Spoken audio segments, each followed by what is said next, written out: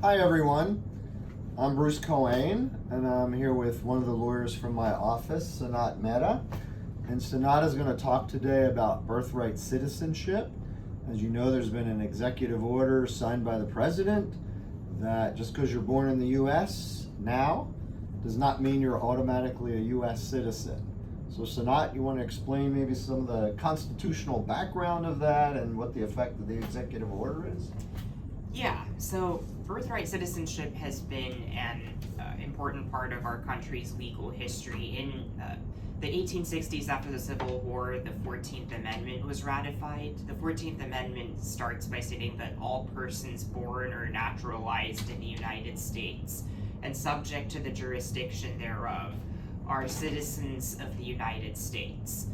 Now, that basically means almost everyone born on American soil is automatically a citizen. There is that phrase, subject to the jurisdiction of the United States, and the President Trump is trying to use that phrase to justify an executive order stating that children born in the U.S. to undocumented immigrants or to non-immigrants, to foreign citizens who are here on non-immigrant visas, that those children are not U.S. citizens.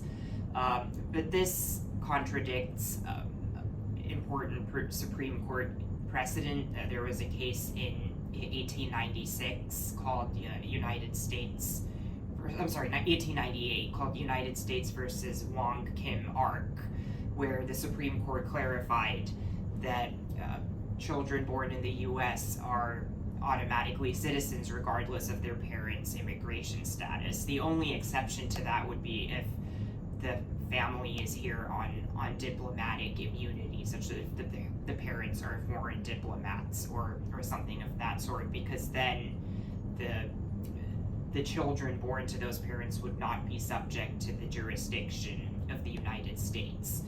But the bottom line is President Trump's executive order is very likely unconstitutional and illegal. A federal judge has already struck it down, has already preliminarily struck down that executive order as blatantly unconstitutional, and the issue seems likely to go to the Supreme Court.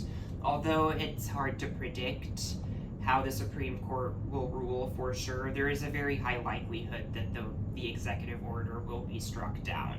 Another thing to note is that even in the unlikely event that it was upheld, the order would only apply starting with children born in a few weeks. This would not affect all children who have already been born U.S. citizens who, regardless of what happens with this order, would remain American citizens. The executive order does not try to strip anyone of citizenship. It only attempts to affect children who are born starting in February 2025.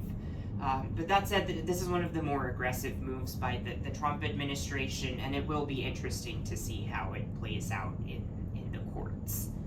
And that's all I have to say for now about this hotly contested issue that is causing stress for